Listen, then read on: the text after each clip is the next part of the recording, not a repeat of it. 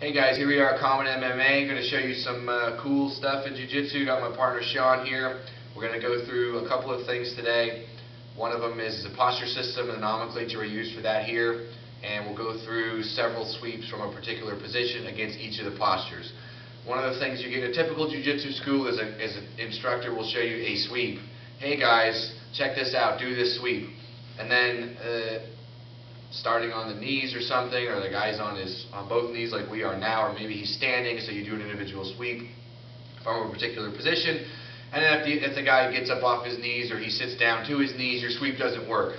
And that's a source of a lot of frustration for Jiu-Jitsu practitioners in that the things that they're learning are not systematized so that they can apply them in a manner against opponents that move dynamically.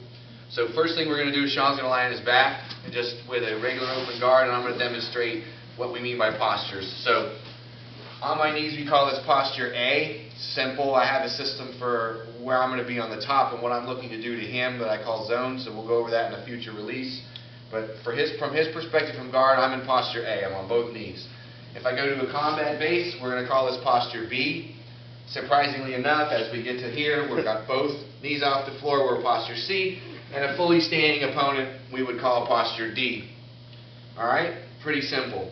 So Sean's going to assume posture A against me, and I'm going to do an inside De La Riva and spider guard. Somewhat advanced guard, not something that a lot of first day guys will do, but I've had a lot of experience and success getting white belts, blue belts, and lesser experienced practitioners to implement guards like this because, again, we're going to link together 4 different sweeps against each posture so I can do what I need to do irrespective of what he does. And I want to have this pre-planned or pre-idea in my mind so that if he decides to jump up to his feet, I can still sweep him. I don't have to abandon my guard or even worse, start wondering, gosh, what do I do now? Alright? So again, lasso position and inside De La Riva, just hooked around the back of the ankle. So my basic sweep from posture A, everybody probably knows this one. I'm going to sneak my leg out, come across his shin. Generally, he's going to try to come on top of me. I'm just going to pull him like this and sweep him over. It's a pretty simple sweep. Everybody probably knows this one from the lasso position, but that's a good one to use from posture A. So posture B, he's going to be in the combat base. I'm still going to have my lasso. So notice he put his knee up. If I try to do the same sweep I just did, I'm in a little bit of trouble here. I'm going to have to put my foot up over the top of his leg.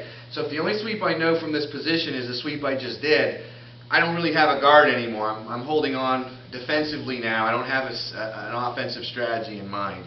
So now that he's in this position from my inside De La Riva, I'm going to grab his pant leg. Make this read quickly. I'm going to shove with both shins and pull with the hand to make him go over backwards. Now from here I want to make sure I secure this pant leg against my own thigh. Switch my hips. I'm still holding it.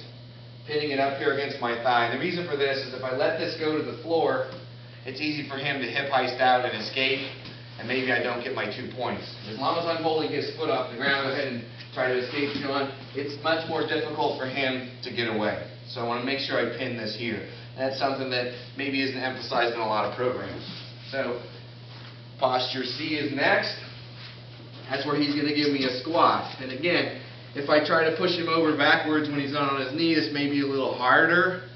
So in this case, I'm going to go to an underhook, scoop myself underneath, lift him up, roll him over, come up on top.